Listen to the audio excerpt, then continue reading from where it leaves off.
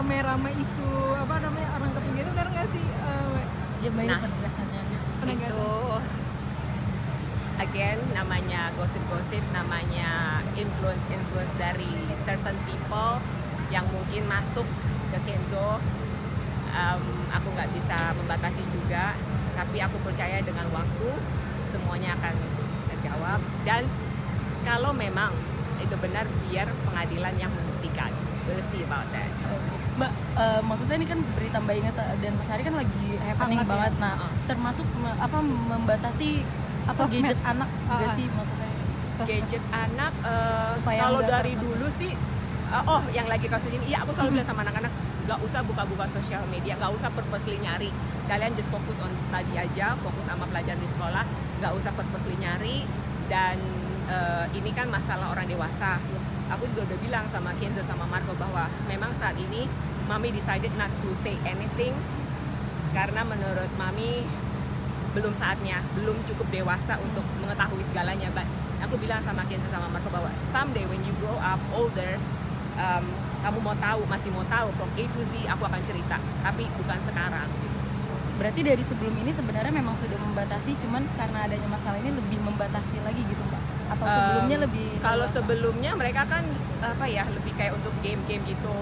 Dan dulu sih ada aturan aku bahwa okay, you guys can main game gitu ya, tapi kalian harus treadmill dulu, misalnya 30 menit, 40 menit, biar ada aktivitas, Iya. gerak juga. Kalau kan di depan duduk Iya. doang, gaming dulu. Jadi waktu sebelum ini sih selalu mereka tahu harus ada ngebayar dulu gitu loh, harus gerak dulu baru boleh main game lama-lama.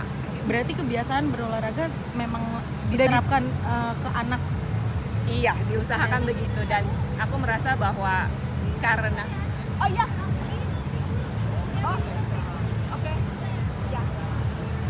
aku merasa kita sebagai parents harus jadi good role model ya. Kalau mereka lihat parentsnya aktif, parentsnya suka olahraga, pasti nurun lah. Karena ada pepatah katanya apple doesn't fall too far from the trees. Jadi anak-anak yang belajar dari kita. So aku happy banget anak-anak sekarang udah rajin nge-gym kayak gitu. Usianya udah boleh masuk juga ke tempat gym kan.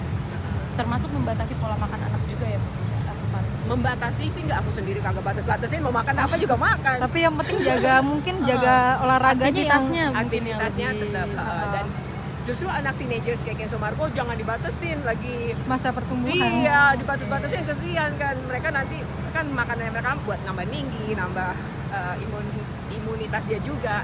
Cuman kalau di rumah mungkin aku lebih teratur gitu, pilih-pilihnya kayak proteinnya yang bener, ada sayurnya juga. Meskipun kadang-kadang suka nolak sih dikasih sayur, tapi ya diusahain lah balance, ada fruitsnya, ada fibernya gitu-gitu. Mbak, terakhir Mbak mungkin mau minta tanggapannya dari Mbak Inge mengenai statement Mas Ari yang bilang istri menghancurkan nama baik setelah 35 tahun jaga image di dunia entertain gitu. Nah, kalau tanggapan dari Mbak Inge sendiri? Aku nggak pernah mau menjatuhkan siapapun, apalagi Ari, papanya anak aku, dan someone yang udah sama aku untuk 16 mau 17 ini kan. Jadi aku nggak pernah ada kepikiran menjatuhkan nama dia, tapi mungkin karena situasi, karena pendapat-pendapat orang yang begitu banyak juga membuat seperti itu. Ya aku kan nggak bisa kontrol ya, tapi dari sisi aku, honestly aku nggak pernah mau nama dia jadi jatuh atau nama dia jadi jelek gitu loh, enggak. Makanya kan sempat setelah mulai rame-rame gitu yang dibilang Ari ganteng-ganteng tapi pelit itu kan, aku nyampe juga tuh berita-berita kayak gitu dikirimin teman.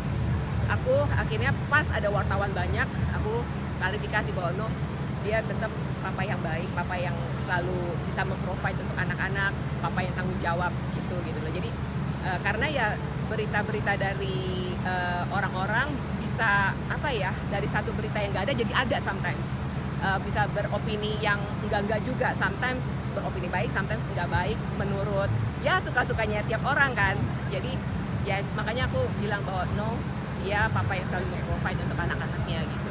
Oke, tapi komentar-komentar negatif dari netizen gitu yang pro kontra dan mungkin kontra ke Mbak Inge sendiri, Mbak Inge apa sih masih kepikiran gak sih atau baca-baca gitu? Kalau pas dikirimin sama temen ya baca, tapi aku purposely nyari tahu enggak, because bagi aku semua itu nggak penting karena hidup ini aku yang jalanin dan aku tahu siapa diri aku.